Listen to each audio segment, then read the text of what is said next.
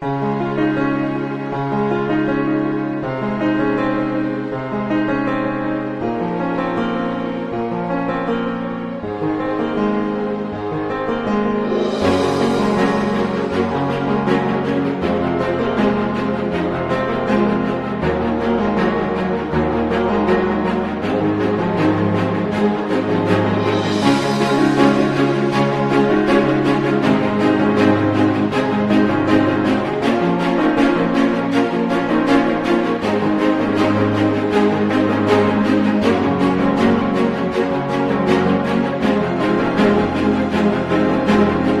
क्या लगता है कि हमें G20 का हिस्सेदार क्यों नहीं बनाया गया?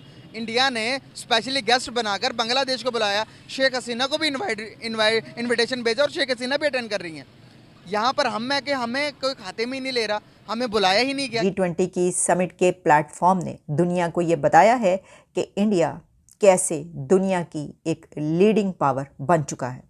और इंडिया ने इस G20 की समिट में ये पिच किया है, दुनिया को बताया है कि अगले चंद सालों में ये मुल्क भारत कहाँ पर पहुँचेगा और इस वक्त ये किस जगह पर खड़ा है। पहले वो चांद पर पहुंच गए, उसके बाद जो है वो अब उनका जो है वो सोलर मिशन स्टार्ट हो गया। उसके बाद अब ये जो G20 मीटिंग है और ये तो धचके पे धचका हमें मिलता जा रहा है और इंडिया ट्रेंडिंग में जा रहा है पिछले 2 महीनों से। मैं कहती हूँ ये तो अल्ट्रा प्रो मैक्स ट्रेंडिंग पे जा रहा है कि I have no words. India जो है उनका बनता भी है ट्रेंडिंग पे जाना और अल्ट्रा आए हुए हैं। कभी अगर हम भी अच्छे होते तो काश ये 2020 में 21 हम भी होते, शायद हमें भी वो बुला लेते, मगर उनको पता है इनको बुलाने का तो फायदा नहीं, इन्होंने तो आगे बीच में कश्मीर की बात छेड़ देनी है। जय हिंद दोस्तों, भारत ने पूरी दुनिया में एक बार फिर से इतिहास रच दिया है। दिल्ली में हो रहे G20 समिट 2023 की मीटिंग के दौरान प्रधानमंत्री मोदी ने G20 समिट का नाम बदलकर एक नया नाम रख दिया है। G20 की समिट ने ये साबित कर दिखाया है, G20 की समिट के प्लेटफॉर्म ने दुनिया को ये बताया है कि इंडिया कैसे दुनिया की एक लीडिंग पावर बन चुका है। और इंडिया ने इस G20 की समिट में ये पिच किया है, दुनिया को बताया है कि अगले चंद सालों में ये मुल्क भारत कहाँ पर पहुँचेगा और इस वक्त ये किस जगह पर खड़ा है। इस वक्त इंडिया उस जगह पर है कि जहाँ पूरी दुनिया के लीडर्स इंडिया में उतरते हैं, वहाँ पर उनको वेलकम किया जाता है। और स्टे के अब से चंद घंटों के बाद जब प्रेसिडेंट जो बाइडन और प्राइम मिनिस्टर नरेंद्र मोदी के बीच साइडलाइन मीटिंग होगी तो उसमें shipping and rail corridor announce किया जाएगा ऑफिशियली, लेकिन चंद घंटों के अंदर ही इसकी तमाम डिटेल सामने आ गई हैं।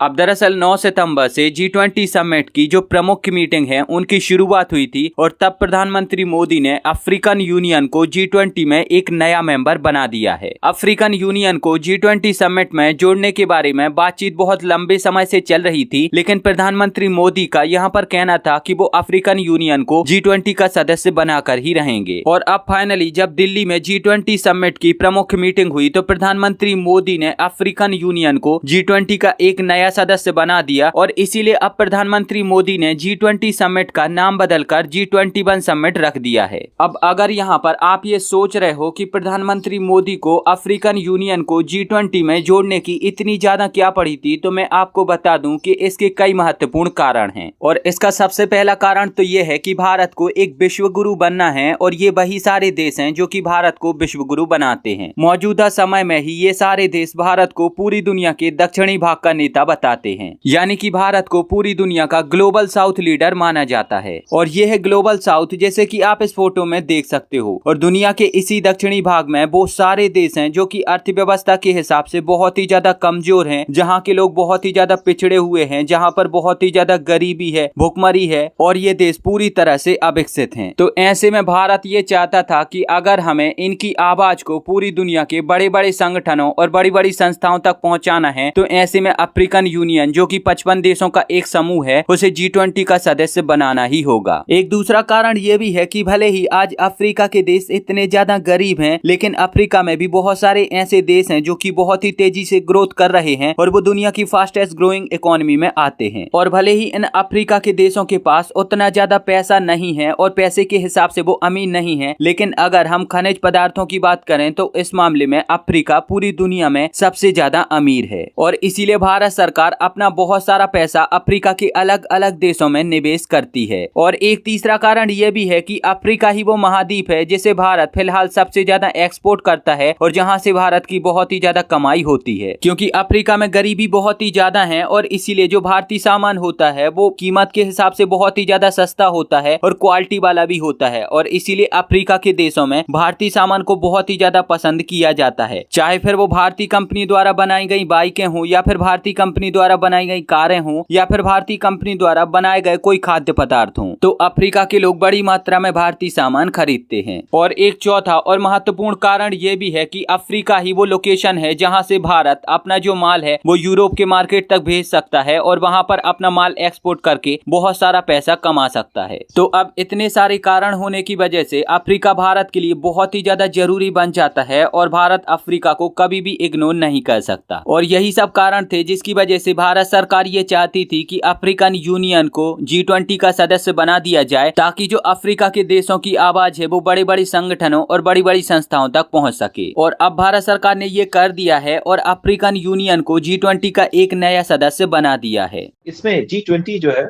इसमें एक देश जो है वो यूरोपियन यूनियन है, यानी यूरोपियन यूनियन के 27 देश जो है वो एक देश है। बाकी इसके अलावा 19 देश और भी हैं जिसमें रशिया, चाइना, इंडिया, अर्जेंटीना से लेकर टर्की, इजिप्ट से लेकर के जापान भी है, इसमें चाइना भी है, साउथ कोरिया है। इस बार जो है ग्लोबल साउथ की, जैसा मैं बोल रहा था अभी बात की जा रही है, ग्लोबल साउथ के लिए इसलिए बहुत ज्यादा इंपॉर्टेंट हो गया ये। ग्लोबल साउथ क्या है? अगर हम दुनिया को नॉर्थ और साउथ में बांट दें, पूरे ग्लोब को नॉर्थ और साउथ में बांट देते हैं, तो नॉर्थ में जितने भी कंट्रीज हैं उसमें यूरोपियन यूनियन के देश आ गए, अमेरिका आ गया, कनाडा आ गया और भी जितने, इवन जापान भी आ गया, जापान, साउथ कोरिया भी आ गया। ये सारे तरक्कीशुदा मुल्क हैं। ये मुल्क जो है मतलब ऑलरेडी डेवलप्ड इकोनॉमीज हैं। और दूसरी तरफ आप साउथ में देखें, पूरा लैटिन अमेरिका साउथ में है, ग्लोबल साउथ में। अफ्रीका को भूमध्य रेखा जो है वो बीच से बाइसेक्ट करती है, बट पूरा अफ्रीकन कॉन्टिनेंट भी साउथ में आ जाता है। साउथ ईस्ट एशियन कंट्रीज, इनकी इकोनॉमी भी बहुत ज्यादा अच्छी नहीं है। अभी इंडोनेशिया और ये थाईलैंड राइज कर रहे हैं, वियतनाम राइज कर रहा है, लेकिन इसके अलावा साउथ ईस्ट एशियन इकोनॉमी भी अभी बहुत ज्यादा अच्छा नहीं परफॉर्म कर रही है। और साउथ एशिया में अगर हम भारत को छोड़ दें तो भारत की इकोनॉमी राइज करी, बाकी जो पड़ोसी देश है उनकी इकोनॉमी बहुत अच्छा नहीं परफॉर्म कर रही। तो ग्लोबल साउथ में आमतौर पर सारे गरीब और जो तरक्कीशुदा मुल्क है, तरक्की करने वाले मुल्क हैं, वो डेवलपिंग इकोनॉमीज आ रही हैं। तो ग्लोबल साउथ की आवाज इस बार भारत बन रहा है। पहले ये काम चाइना कर रहा था, लेकिन चाइना ने कोरोना के बाद और फिर उसके बाद जिस तरह से मतलब उसकी इकोनॉमी डैमेज हुई है, तो वो उतना नहीं कर पाए। अब इंडिया इस चीज को आगे बढ़ाएगा और इंडिया इन सब की आवाज को रखेगा। मतलब ये नहीं है कि इंडिया लीडर बन जाएगा इन सब का, इंडिया इन सारे देशों की आवाज को रखेगा। और इसमें इस बार के G20 में एक खास बात हुई है, पूरे अफ्रीकन यूनियन को, जो मेरे ख्याल से 54 या 55 देश हैं अफ्रीका, ये सारे देश को इसमें एक आइडेंटिटी के नाम से अब G21 बोला जाएगा, इसे एक अलग सेपरेट आइडेंटिटी के नाम से। तो अब आप मुझे बताओ कि भारत सरकार ने अफ्रीकन यूनियन को ये जो G20 का नया सदस्य बनाया है, तो क्या भारत सरकार ने ये काम सही किया है या फिर गलत किया है? अपना जवाब मुझे नीचे कमेंट में जरूर बताएं। और अगर आपको ये वीडियो अच्छी लगी है तो प्लीज इस चैनल को सब्सक्राइब करके बेल आइकन जरूर दबाएं।